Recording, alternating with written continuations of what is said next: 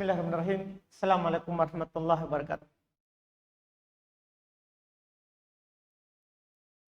Innal hamdalillah nahmaduhu wa nasta'inuhu wa nastaghfiruh wa na'udzu billahi min shururi anfusina wa min sayyiati a'malina. May yahdihillahu fala mudhillalah wa may yudlil fala hadiyalah. Asyhadu an la ilaha illallah wahdahu la syarikalah wa asyhadu anna Muhammadan abduhu wa rasuluh. Sallallahu ala nabiyyina Muhammadin wa ala alihi wa ashabihi wa man tabi'ahum bi ihsan ila yaumiddin. Amma ba'd. Al-ikhwan wal akhwat jamaah salat maghrib rahimani wa rahimakumullah.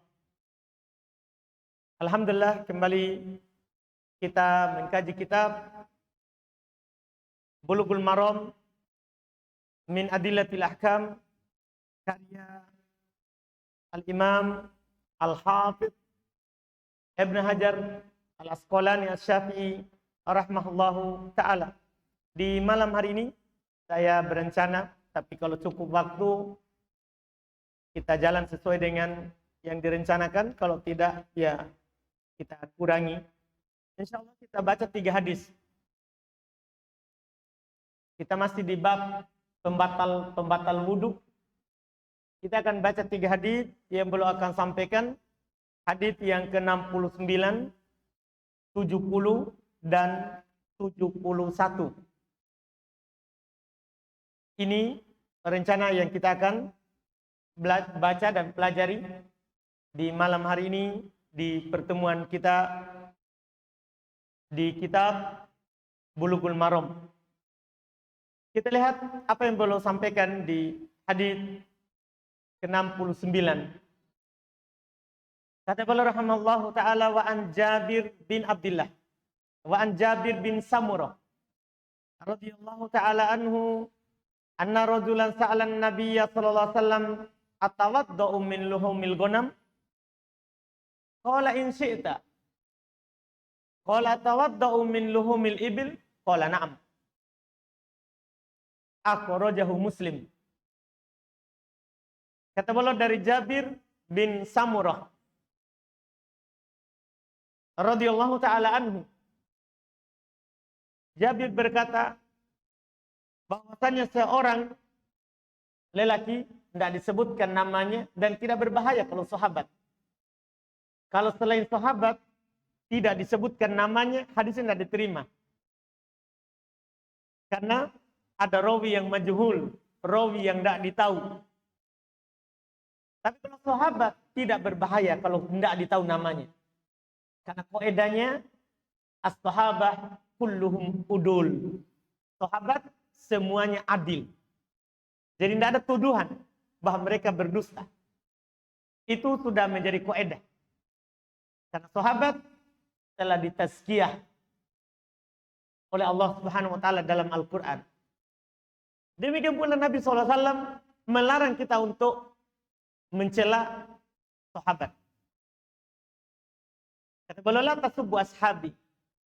Jangan mencela sahabat walaupun itu beriman terakhir dari masa Nabi SAW. Karena keutamaan menjadi sahabat Nabi itu mengalahkan semuanya. Bahkan kata Nabi, kalau kalian berimpak 1 gunung Uhud, emas itu tidak setara dengan 1 mudnya sahabat. 2 telapak tangan begininya sahabat. Kita berimpak 1 gunung. Itu tidak sebanding dengan sahabat berimpak 2 telapak tangan. Tidak pula setengahnya, itu 1 telapak tangan. Dari infaknya sahabat.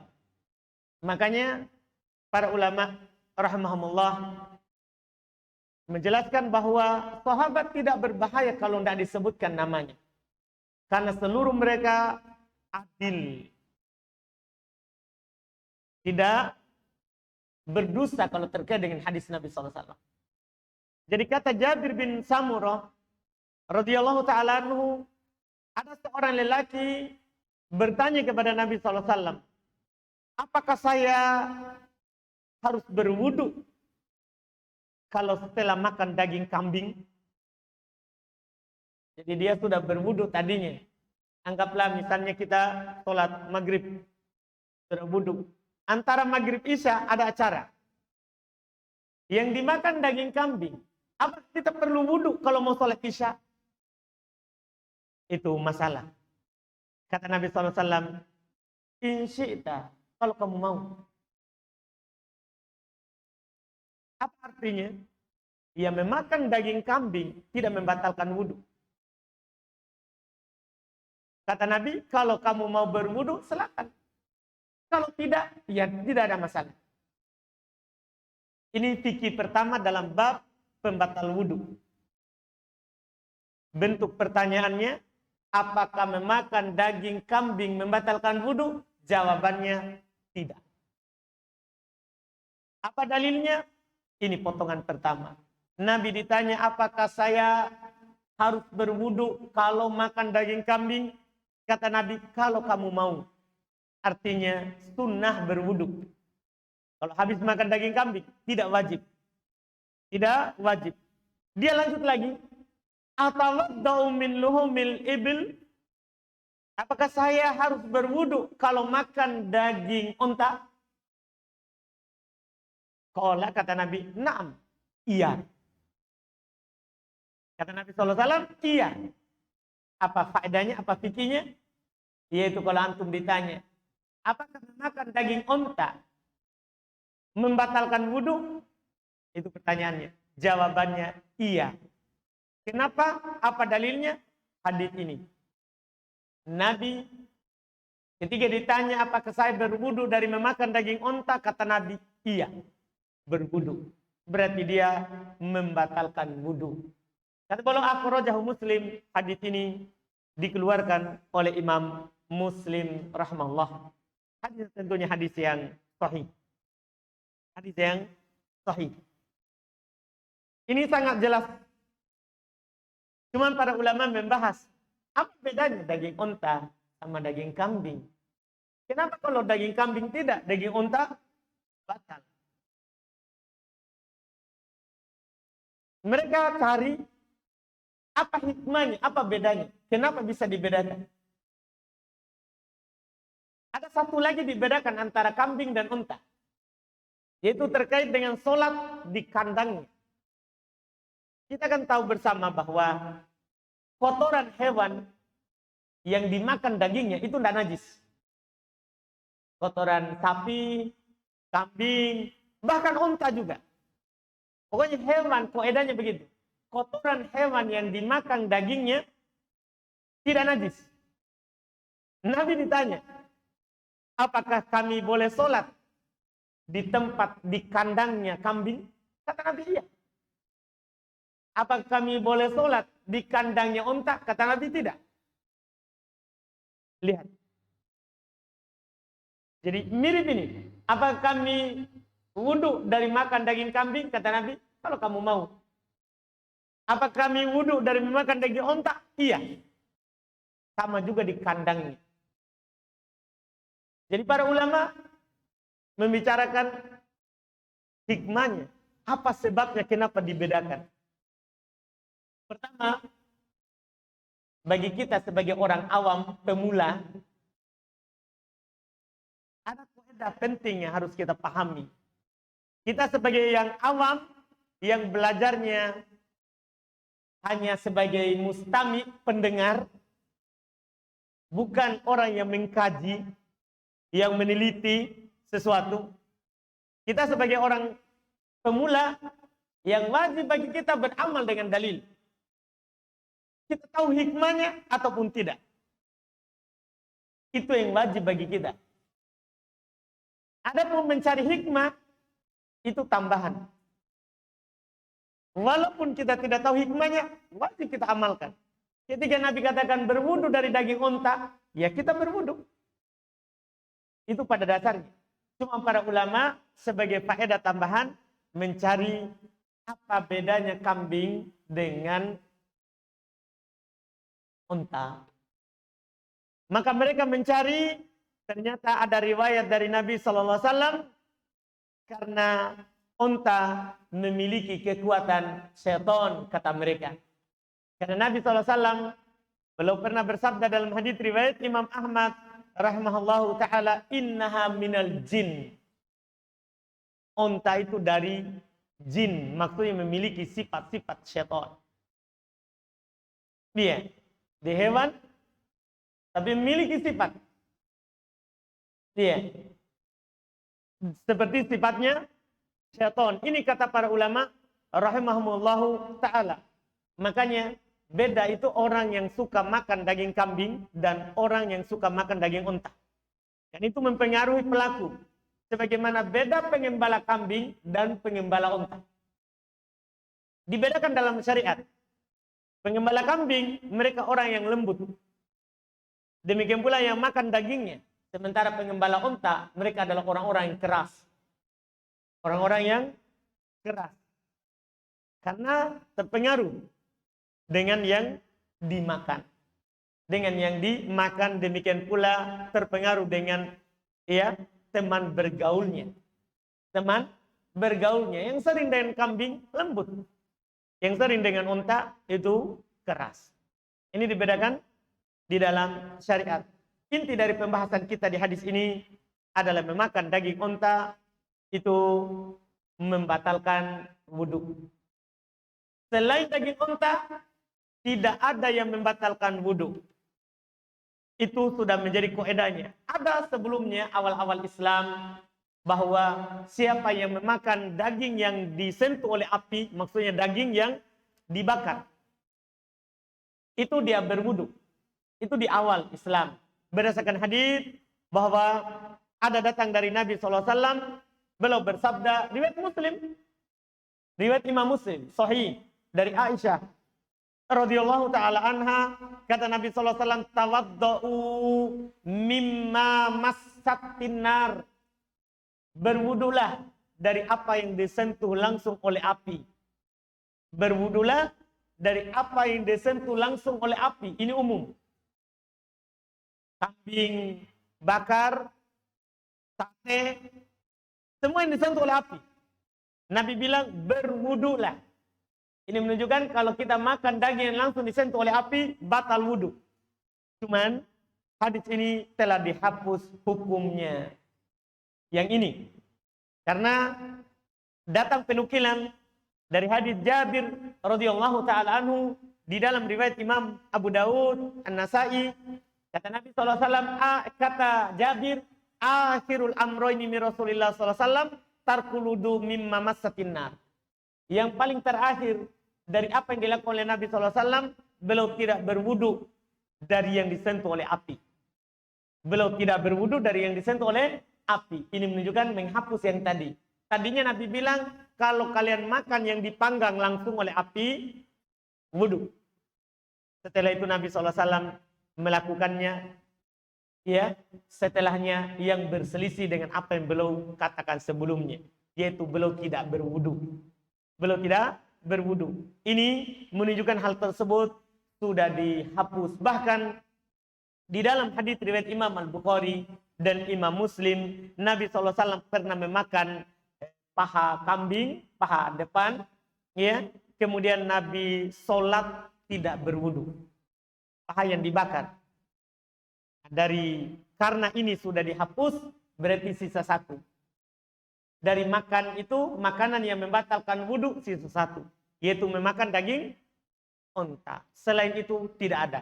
Padahal tadi biar ikan, kalau dipanggang, langsung dibakar, langsung di api, wudu. Apalagi daging. Tapi itu sudah dihapus hukumnya. Ini alhamdulillah. Kemudian berikutnya, kata beliau rahimahullah, an Abi Hurairah radhiyallahu taala anhu, qala Nabi sallallahu alaihi wasallam, man ghassala mayyitan falyaktasil wa man hamalahu falyatawadda. Akhrajahu Ahmad wan Nasa'i wa Tirmidzi wa hassanahu. Wa qala Ahmad la yasihhu fi hadzal babi syai'un.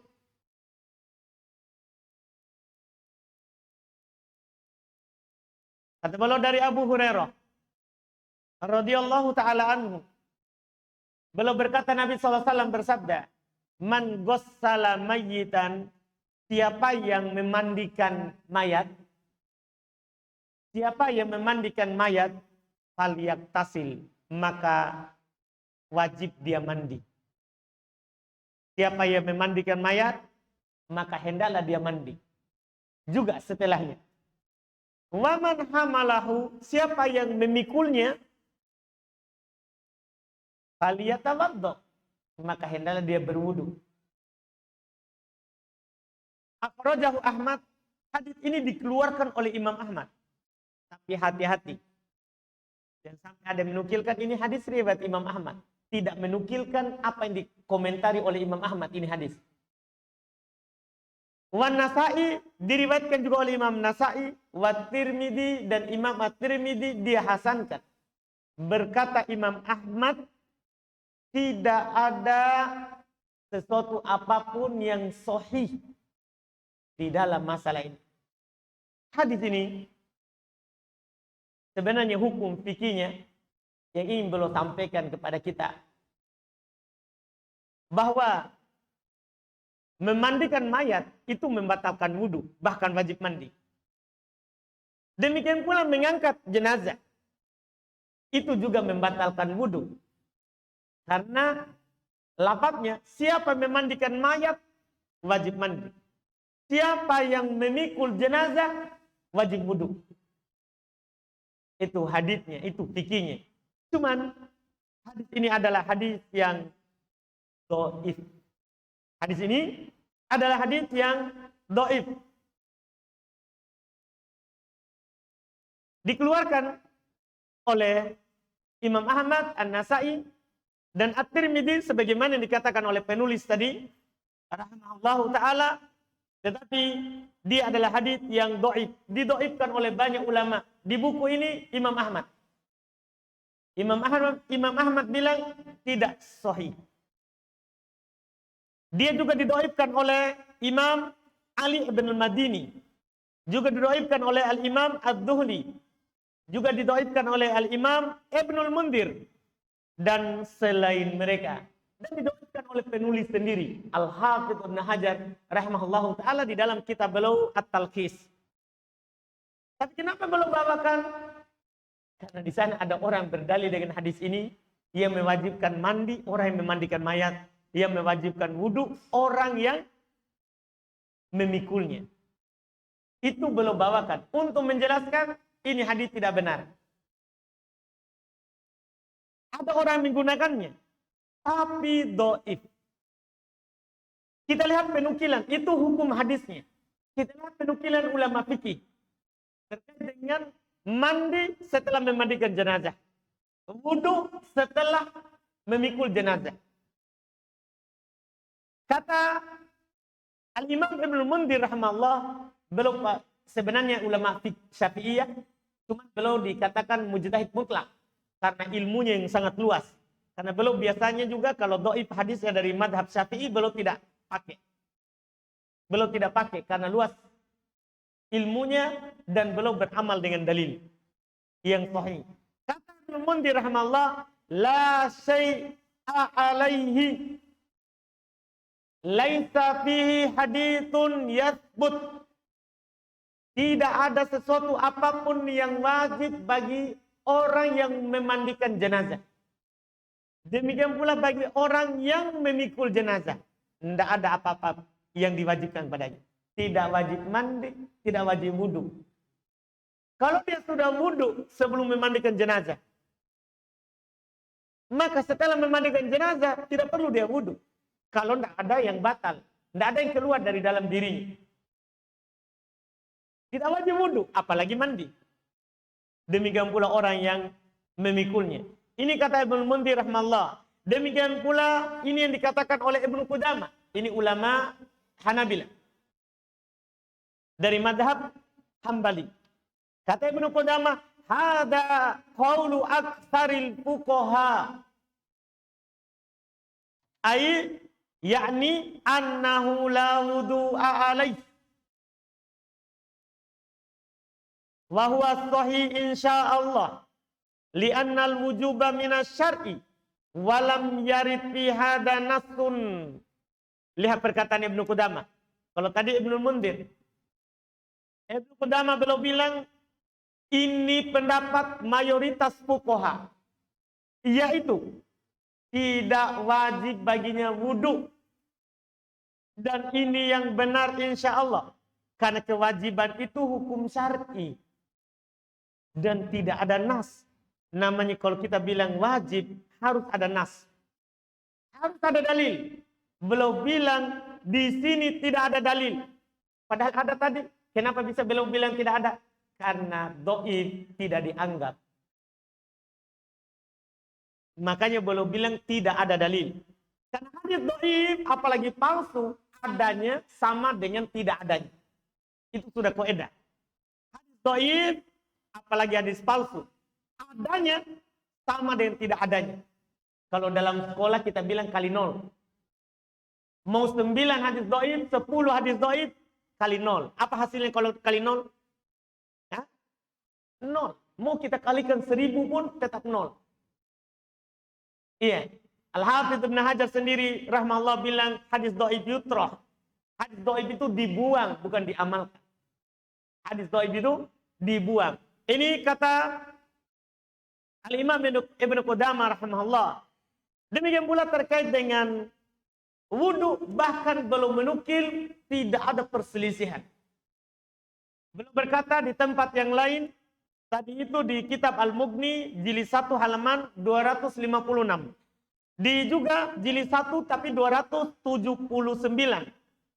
Belum berkata setelah menyebutkan hadis di atas yang tadi kita baca, la na'lamu ahadan qala bihi fil wudu man hamalahu atau min hamlihi. Kami tidak mengetahui ada seorang pun yang berpendapat wajib berwudu bagi yang memikulnya. Tapi belum pastikan seperti itu. Tidak ada seorang pun yang kami tahu. Ini kalau orang lain yang bilang bisa saja. Tapi ini Ibnu Qudamah. Dia punya kitab rujukan dalam mazhab Hanabilah. Dia yang dipakai. Yaitu kitab Al-Mughni. Dia punya tulisan buku yang bertingkat, bertahap. Ada belum tulisan 1 pendapat saja, ada 2 pendapat, dan ada 3 pendapat. Semuanya. Ini Ibnu Qudamah. Beliau bilang, kami tidak mengetahui ada seorang pun yang berpendapat wudu bagi orang yang memikul jenazah. Kenapa tidak ada ulama yang berpendapat dengan itu? Karena dalilnya tidak sahih. Makanya dinukil oleh Ibnu Mundir rahimahullahu taala, ini merupakan pendapat Imam Syafi'i, Imam Ahmad, Ishaq bin Rahawai, ini merupakan pendapat Abdullah ibn Abbas, Abdullah ibn Umar, ini juga pendapat Al-Hasan Al-Basri, ini pendapat An-Naqai. Semua ulama dari masa ke masa berpendapat bahwa tidak wajib mandi bagi orang yang memandikan jenazah, demikian pula tidak wajib wudu bagi orang yang memikul jenazah. Ini hukum di dalam masalah ini. Dan ini penting sekali karena di masyarakat menyebar seperti itu. Siapa yang mandikan jenazah, dia harus mandi. Yang memikul jenazah harus dia wudu. Ada hadisnya dipakai, tapi ini dhaif. Tidak sah dari Nabi Shallallahu Alaihi Wasallam. Bahkan dia hanya sah kata mereka, walaupun dikatakan sah itu hanya sah dari perkataan Abu Hurairah, bukan dari Nabi SAW. Sebagaimana dikatakan oleh Imam Al-Bukhari rahimahullahu ta'ala. Iya. Ini terkait dengan mengangkat atau memandikan jenazah. Itu judul masalahnya, apakah memandikan jenazah atau memikul, mengangkat jenazah mayat membatalkan wudu? Jawabannya tidak. Ini hadis kedua. Hadis ketiga, dan ini terakhir yang kita ambil di malam hari ini insyaallah. Kata beliau rahimahullahu taala di hadis ketiga, An Abdillahi ibn Abi Bakar rahimahullahu taala, anna fil kitabil ladzi katabahu Rasulullah li Amr ibn Hazm alla yamassal Qur'an illa tahir Rawahu Malikun mursalan wa wasalahu Nasa'i wa Ibn Hibban wa huwa ma'lul. Kata beliau rahimahullah dari Abdullah ibn Abi Bakr rahimahullah bahwasannya di dalam kitab yang ditulis oleh Rasulullah SAW kepada Amr ibn Hazm, di antara isinya bahwasanya tidak boleh menyentuh Quran kecuali yang suci. Tidak boleh menyentuh Quran kecuali yang suci. Ini sebenarnya kalau terkait dengan pembahasan pembatal wudu tidak ada hubungannya. Ini masalah menyentuh Quran. Apa hukumnya kalau tanpa wudu? Ini masalahnya. Nah, cuman sudah pernah kita bilang, kita katakan bahwa beliau tulis buku ini dari hafalannya. Jadi kadang ada yang terselip sesuatu yang kadang keluar dari bab. Keluar dari bab. Jadi tidak ada yang menyentuh Al-Quran kecuali harus suci. Kata beliau diriwayatkan oleh Malik secara mursal, itu dari tabi'in, dan disambung oleh Imam An-Nasa'i serta Ibn Hibban, tapi kata Al-Hafidz Ibn Hajar, hadis ini cacat. Hadis ini cacat. Dan memang secara hadis, secara sanad, dia adalah hadis yang dhaif. Hadis ini tidak ada yang menyentuh Quran kecuali yang suci. Hadis dhaif.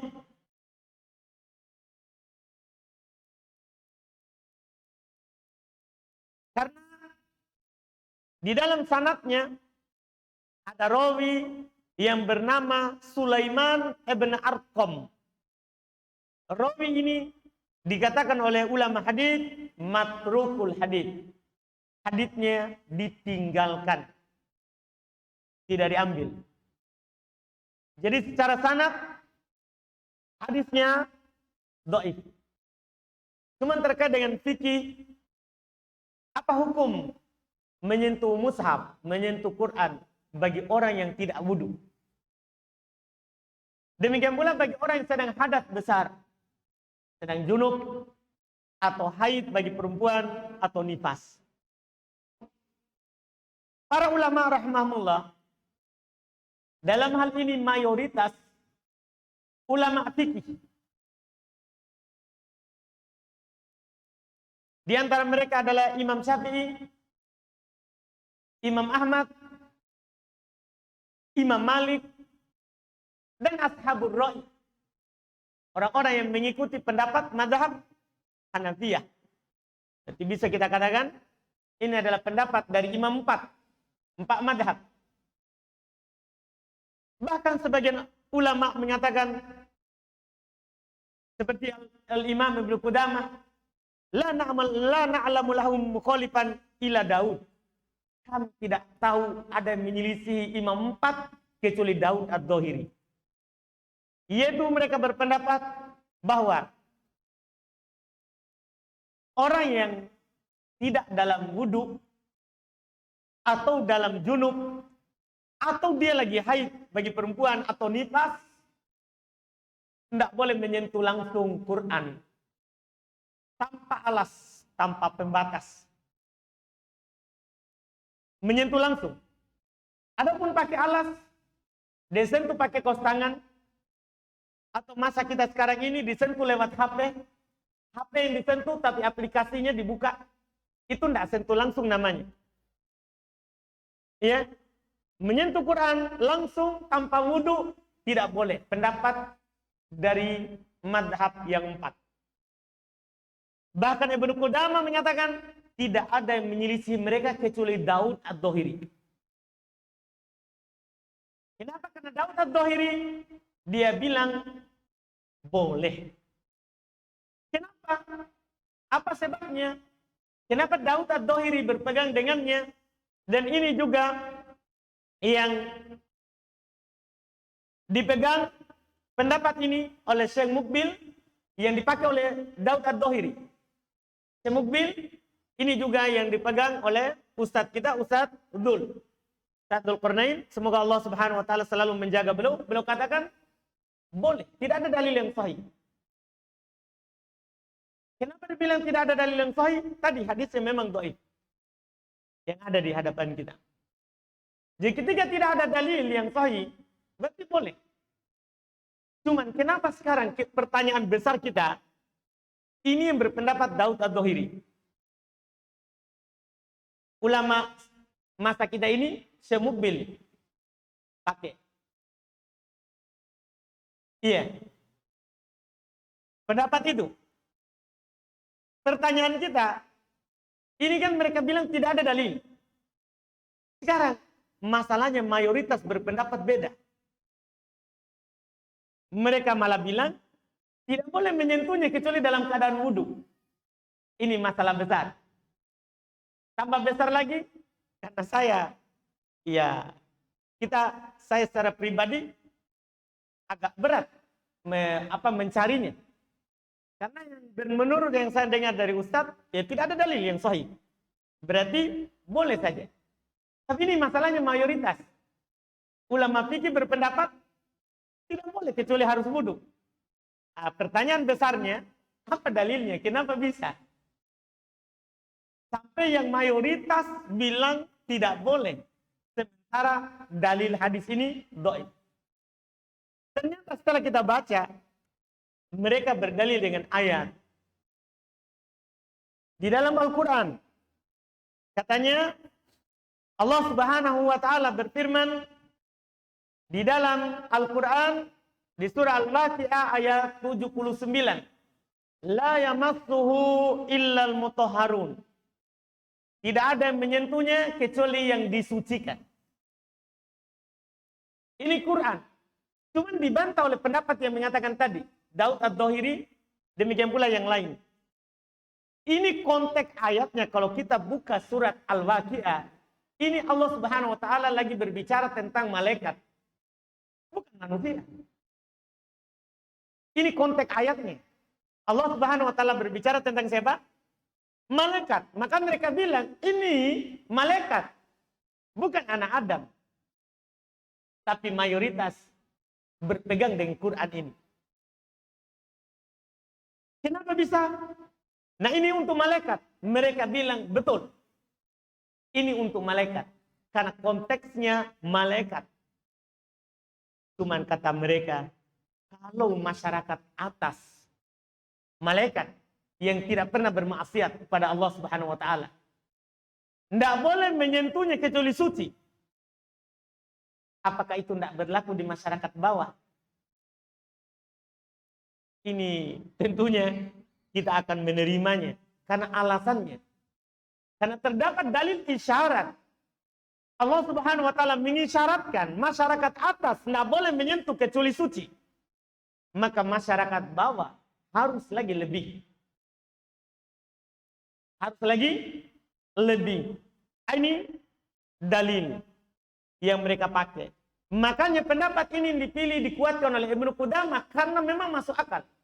Karena kalau antum sudah belajar usul fikih, berdalil dengan ayat, ada namanya berdalil dengan mafhum mukhalafah, berdalil dengan mafhum muwafaqah, berdalil dengan tambi, berdalil dengan isyarat. Ini termasuk isyarat. Ini termasuk isyarat. Ini dipilih oleh Ibnu Qudamah rahimahullahu taala. Kalau setelahnya lagi ini dipilih oleh Syekhul Islam Ibnu Taimiyah. Kalau ulama sekarang yang semasa dengan Syekh Mukbil, ini dipilih oleh Asy-Syaikh Ibnu Baz, juga ini dipilih oleh Asy-Syaikh Ibnu Utsaimin. Yang masih hidup sekarang ini dipilih oleh Asy-Syaikh Shalih Al-Fauzan. Pendapat mayoritas. Iya. Banyak ulama yang memilih karena memang dalil mayoritas lebih betul. Secara hadis dhaif. Quran itu tentang malaikat. Tetapi itu isyarat juga untuk manusia.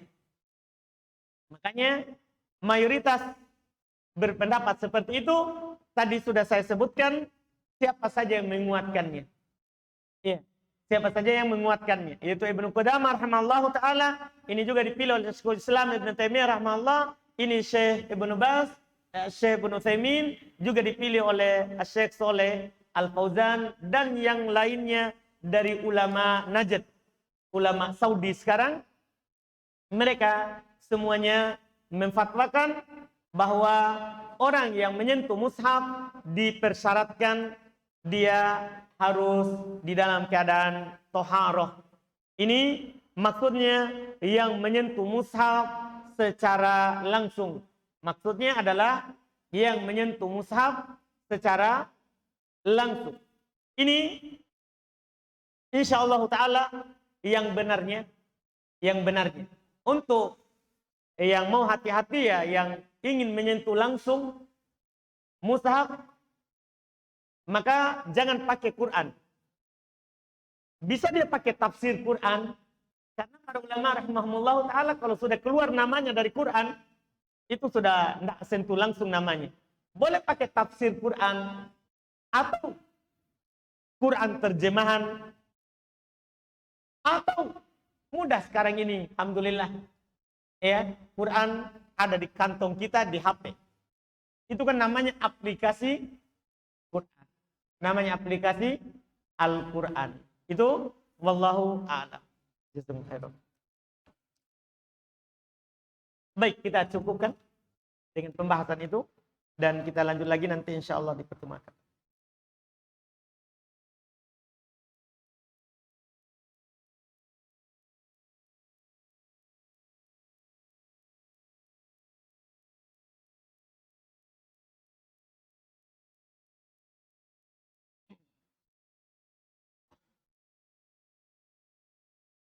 Ini ada pertanyaan. Ustadz, saya pernah dengar ceramah bahwa sholat sunnah isyraq atau syuruk itu adalah sholat sunnah duha di awal waktu. Betul, memang para ulama berselisih pendapat. Ini sholat syuruk, apakah sholat tersendiri atau sholat duha? Dan yang kuatnya dia adalah sholat duha di awal waktu. Yang dilakukan dengan ciri tertentu. Seperti sholat malam. Kalau dilakukan sebelum tidur namanya sholat malam. Setelah tidur namanya sholat malam. Tapi karena dia habis tidur namanya sholat tahajud. Dan dia menjauhi tempat tidurnya. Nah, jadi dia sholat duha di awal waktu. Itu namanya. Pertanyaannya, apakah boleh kita mengerjakan sholat sunnah duha di siang hari? Siang maksudnya kapan? Kalau maksudnya siang setelah duhur, enggak. Kalau maksudnya siang sebelum duhur, iya. Iya, karena sholat duha itu terpampang waktunya, terbentang waktunya dari matahari terbit tombak sampai matahari di atas kepala kita. Sampai tidak ada bayangan benda. Kita berdiri tidak ada bayangannya ke kiri atau ke kanan, ke timur ataupun ke barat, maka itu waktu terlarang sholat. Dan di situ sudah habis waktu sholat duha. Sudah habis waktu sholat duha. Itu wallahu a'lam.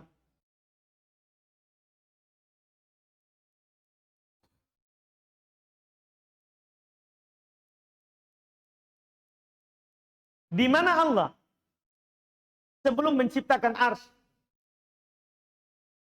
Iya.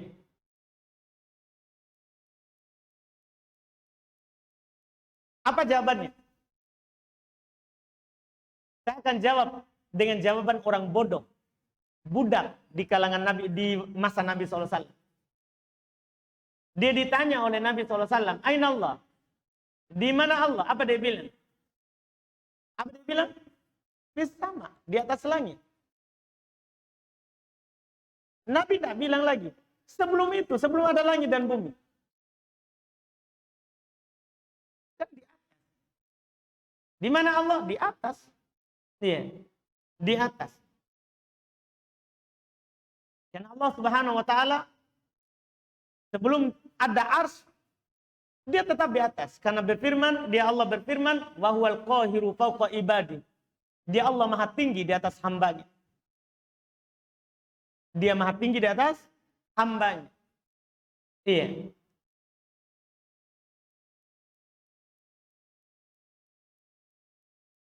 Apa hukum menghadiri ceramah takziah yang diadakan sebagian kaum muslimin ketika ada keluarganya meninggal?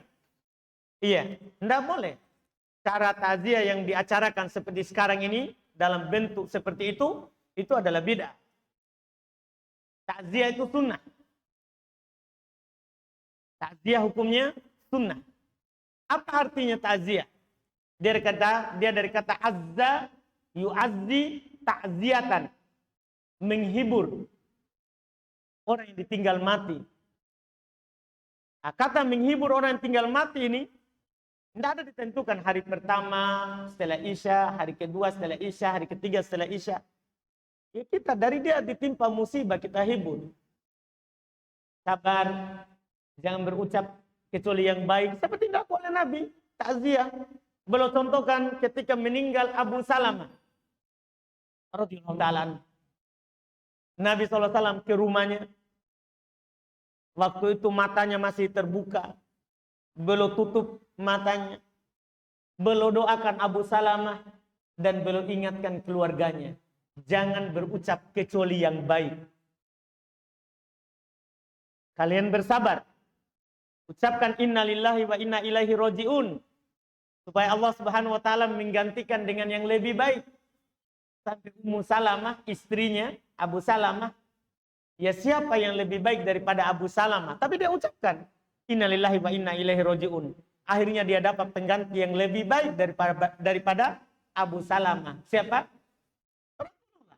Karena setelah meninggal Abu Salamah, dia dilamar oleh Nabi SAW. Dilamar oleh Nabi SAW. Ini ya yang terkait dengan itu. Atau kalau tidak mau mengucapkan kesabaran, mendoakannya misalnya, bisa juga ditambah yang lain. Boleh dibuatkan makanan untuk keluarga ditinggal mati, dikirim ke sana.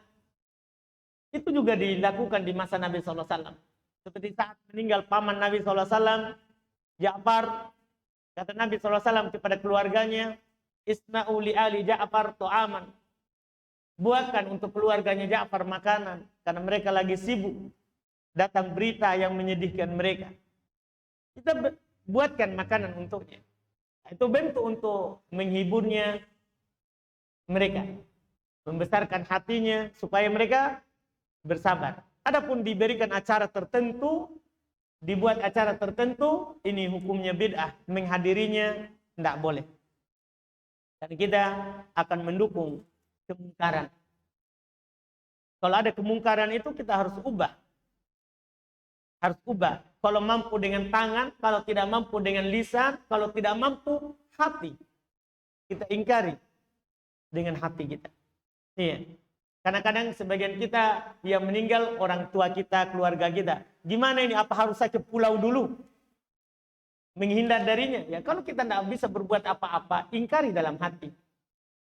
Tetap di rumah daripada beribut, berkelahi sama saudara, om, tante semuanya.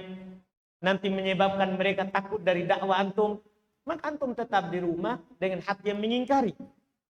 Dengan hati yang mengingkari. Adapun kalau kita orang lain tidak masuk dalam keluarga itu, ya kita tidak hadiri.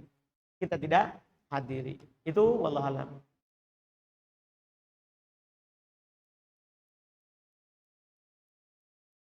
Apa hukum cairan yang keluar setelah keluarnya air mani? Dan biasanya masih keluar setelah sejam atau 2 jam setelah jima. Perempuan ya? Laki-laki?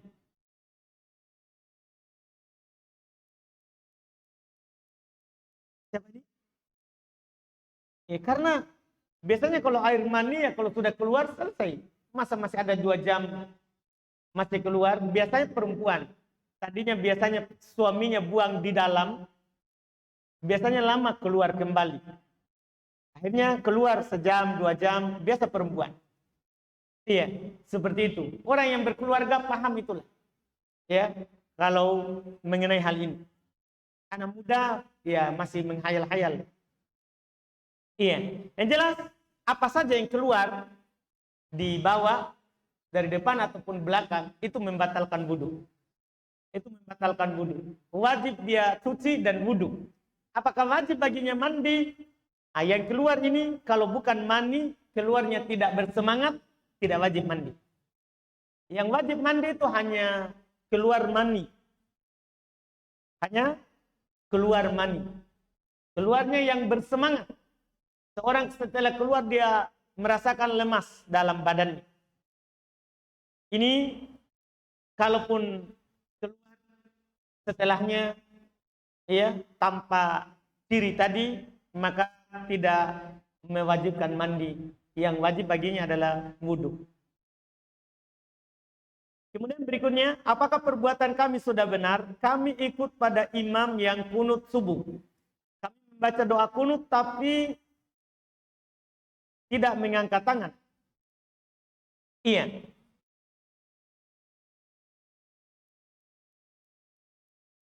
Kalau antum tidak kunut, apa yang terjadi?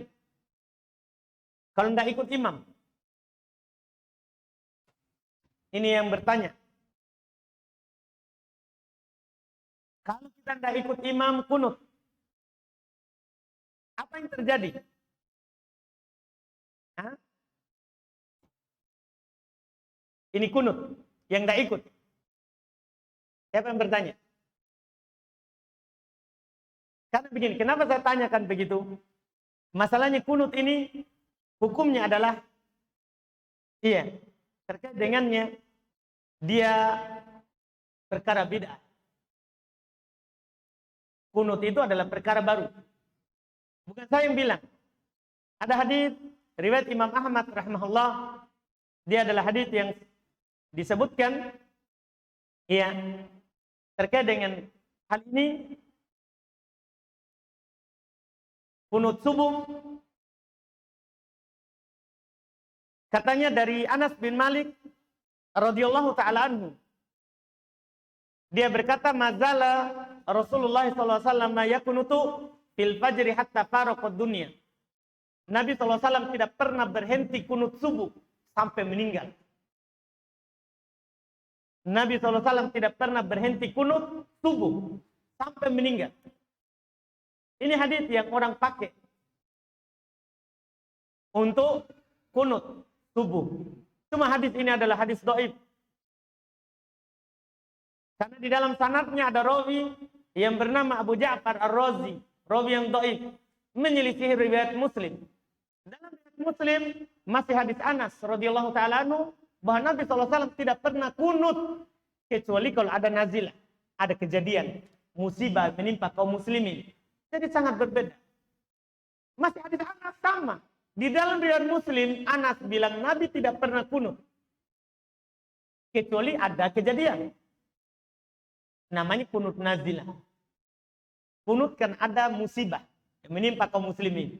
Tiba-tiba dalam riwayat Imam Ahmad, Nabi tidak pernah meninggalkan kunut sampai meninggal.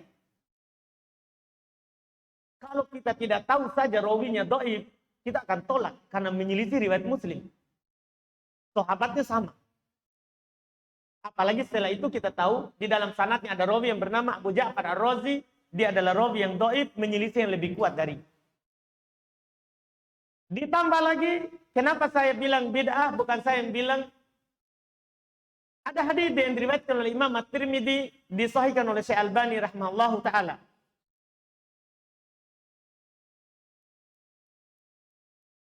Ada seorang tabi'in bernama Abu Malik Al-Asja'i. Dia bertanya kepada bapaknya, "Ya abati, innaka shallaita khalfa Rasulillah sallallahu alaihi wasallam wa Abi Bakar wa Umar wa Utsman wa Ali ibn Abi Thalib hahuna bil Kufah nahwan min 5 sinin akanu yaknutun." Saya bilang tadi, maka saya bilang bukan saya yang bilang bid'ah. Iya, ini bid'ah dari masa dulu, masa sahabat. Jadi dia Abu Malik Al-Asja'i, dia bilang saya bertanya kepada bapakku, bapaknya sahabat. Wahai bapakku, engkau telah sholat di belakang Rasulullah. Engkau telah sholat di belakang Rasulullah. Kamu juga telah sholat di belakang Abu Bakar. saat masih di Madinah, di Abu Bakar menjadi khalifah. Engkau juga telah sholat di belakangnya Umar. Engkau telah sholat di belakangnya Utsman. Engkau telah sholat di belakangnya Ali. Sekarang di sini sudah 5 tahun kamu sholat di belakang Ali. Karena setelah meninggalnya Utsman, pemerintahan kaum muslimin pindah ke Kufah, ke Irak. Karena banyak futuhat, banyak kemenangan kaum muslimin di negeri Ajam, membuka Islam, negara Islam. Jadi kata anaknya, apakah mereka semua kunut? Kamu telah sholat di belakang semua yang terbaik. Rasulullah, Abu Bakar, Umar, Utsman, Ali di Kufah ini kamu sudah di sini 5 tahun. Sholat di belakang Ali. Apakah mereka semuanya kunut? Apa jawaban bapaknya? Sahabat ini telah menemani semua tadi orang terbaik. Ya bunai muhdath. Wahai anakku, itu perkara baru. Wahai anakku, itu perkara baru. Itu perkara baru. Inilah kunut itu bid'ah. Para ulama mengatakan boleh kalau memang akan ada kejadian antum sholat di masyarakat semua kebiasaannya kunut. Tiba-tiba antum datang sholat jadi imam, tiba-tiba tidak kunut, habis sholat selesai juga. Antum disikat. Atau antum jadi makmum, semua orang angkat tangan, antum tidak. Antum akan mendapatkan fitnah. Mereka akan bilang, boleh Pak. Tidak ada masalah. Atau misalnya antum datang, mau ceramah ini. Suruh imam. Tidak kunut, sebentar antum ceramah akan ditolak ceramahnya gara-gara tidak kunut. Tadinya semua orang penuh masjid, saya tidak kunut. Ustaz kah? Jangan. Itu ustaz bid'ah ya. Langsung keluar semua. Itu jangan sampai gara-gara masalah itu orang tidak dengar tauhid. Itu masalah pertimbangan ustaz, bukan antum orang awam. Itu pertimbangan ustaz. Masalah ini tidak ada syariatnya. Tidak dilakukan oleh Nabi, Abu Bakar, Umar, Utsman, Ali. Tidak dilakukan oleh sahabat. Tidak dilakukan oleh sahabat. Itu pun dalil yang disebutkan, yang dipakai adalah dalil yang dhaif. Mungkin bisa dipahami. Ini bukan keras, tapi kita berbicara kenyataan. Alhamdulillah. Siapa yang menerimanya, alhamdulillah, itu hidayah dari Allah. Yang tidak menerimanya, ya belum dapat hidayah dari Allah Subhanahu wa Ta'ala. Kita tidak berbicara kecuali apa yang kita dapatkan dari ilmu. Masuk waktu ya? Alhamdulillah. Baik, kita cukupkan. Alhamdulillah. Mohon maaf kalau lama. Dan juga mohon maaf karena banyak pertanyaan yang belum dijawab. Karena mungkin terlalu panjang yang terakhir ya. Terlalu panjang. Bahaya saya ini terlalu panjang. Baik. Subhanakallahumma wa bihamdika asyhadu an la ilaha illa anta astaghfiruka.